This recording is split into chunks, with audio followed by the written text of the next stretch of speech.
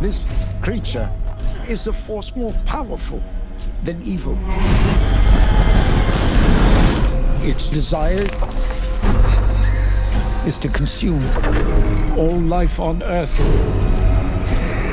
Only you can redeem us. He is coming. Rob, I know that this is considered a childhood dream of yours. Mm-hmm.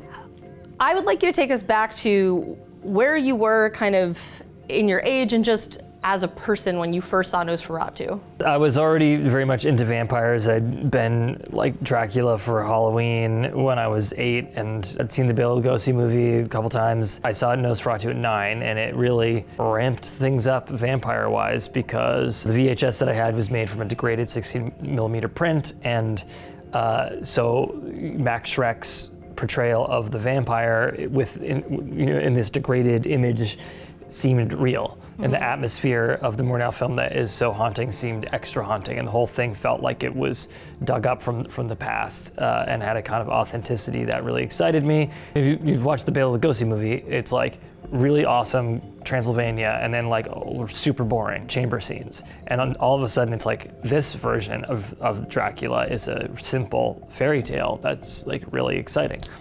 And then when I was 17, I did a senior directed play in my high school with my friend Ashley Kelly Tata, and who's now a prominent theater and opera director. And that was seen by the artistic director of a local theater, and he asked us if we would want to bring it to his theater and do a more professional version of it, which we did, and it changed my life. And it's kind of cemented the fact that I wanted to be a director, and ever since then, Nosferatu has been an important part of my identity as someone who's endeavoring to make creative work. We are here encountering the vampire.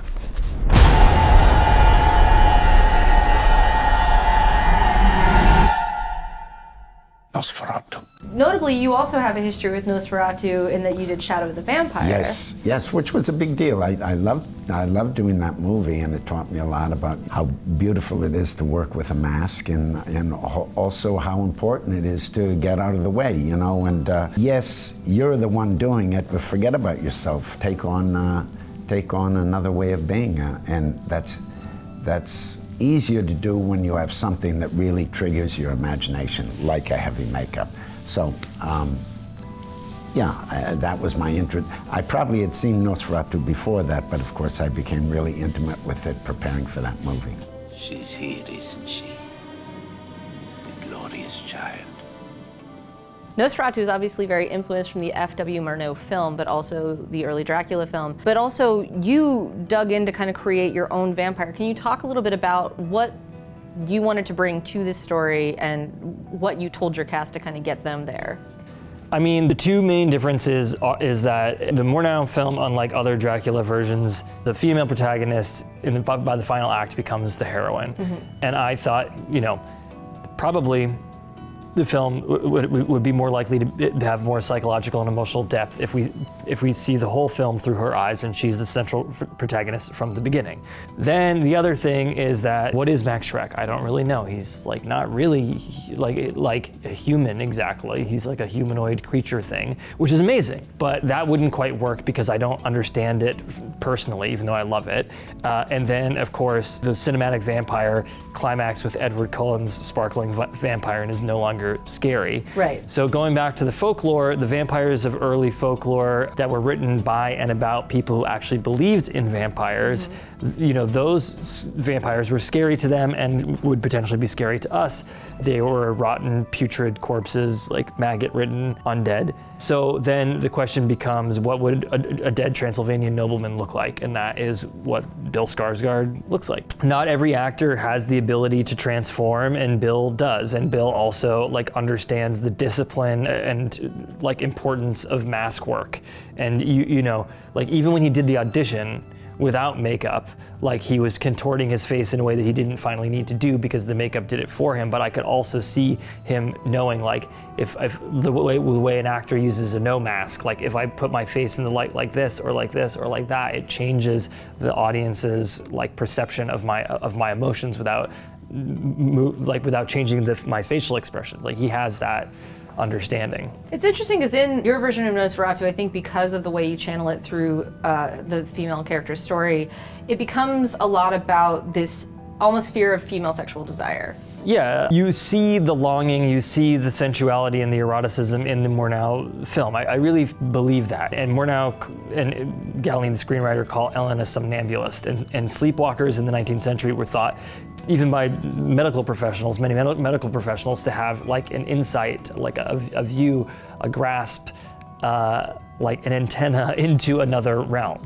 So you have like this person who has this like deep innate understanding of the shadow side of the world, and she has no language for it, and she's not in an environment that can cultivate this kind of power and foresight that she has. So, and instead she's misunderstood, she's, you know, marginalized, she's called hysterical, she's called melancholic. And they're literally tying her to the bed, and you see her physically struggling with the stuff that's inside her in a way that I think is like pretty powerful in Lily Rose Depp's performance. And the one person, until she meets this lovely man who she's able to find a connection with, that to express this part of her, is unfortunately this demon lover, this vampire, this predator. Tell me what you can from the beginning. It is like a dream. Standing before me was death. I love the smile that creeps across your face. Tell me about this character for you. Well, that's a huge part of it. I mean, I love the fact that he has a special relationship with the Ellen character that no one else has, because he appreciates her. He thinks she's like a prophet. She has a special sight. He says he's a tourist in this world of the occult and the unseen and in the mystical. He admires her and really encourages her to go on her way. He admires her, he sees her, and he understands what's going on, and he also tries to convince the other people that they can't be in denial about the shadow side of things. And all of this is interesting to me because it's really the guy from the outside that has been ostracized that recognizes the person that has this special sight, and he's trying to support her. He doesn't have contempt for these other people, but he's very frustrated that he's got to convey to them that they aren't going to be able to live unless they recognize the dark side without and within. I have seen things in this world that would have made Isaac Newton crawl back into his mother's womb. We have not become so much enlightened as we have been blinded by the gaseous light of science. I have wrestled with the devil as Jacob wrestled the angel in Penuel, and I tell you, if we are to tame darkness, we must first face that it exists. I'm curious if there's any trepidation when approaching Nosferatu, because this is such an iconic film that you're inspired by, and also even as a performer, these are such iconic characters, whether they are from Nosferatu or Dracula. Like, is there any trepidation about, you know, how to stand out from those long shadows, I guess? I mean, obviously, you're wrestling with your hubris and your lack of confidence, like very much, trying to do this, and there are intimidating things, like when Hutter or Harker gets to the vampire's castle. Like, that sequence has been done phenomenally, like at least 5 times, and there's no version of the story without it. So you better, like, you know, put your boots on and buckle in and go for it. But then there's a lot of things that are unexplored or not done particularly well often. One thing that was very helpful for me was Mel Brooks' Dracula Dead and Loving It. It shines a light on all the dumb things about Dracula that don't make sense and are always stupid, and it was I learned a lot of lessons from that film. What draws you to projects? Because, I mean, that's part of the fun of watching you, is that in a Willem Dafoe thing, anything can happen. You know, I'm really like a little kid in some ways. I mean, I love what performing is because it's always mysterious, it's always different, it's always new. You have a different group of people to work with, different material to work with. That's the beauty of it. It's never the same. But somewhere, you know, it's all about having an adventure and imagining something that is outside of your experience. Generally, I hear the word family drama and I run, you know, I mean, I don't want to, you know, like inhabit stuff that I already know. I want to go towards something that I don't know. Someone proposes something to me and I think, wow, you know, it feels new. I feel invigorated by that. I feel turned on. I guess basically I'm curious. This is why the world loves Willem Dafoe, you know, because he's always challenging himself and always pushing himself out of his comfort zone a little, you know, but it's true. That sounds brave. It's just like a defect or a desire I have, you know. I really, I can't help myself. Yeah. I mean, we're all the luckier for that, I think. Well, thank you. He's coming. Who's coming?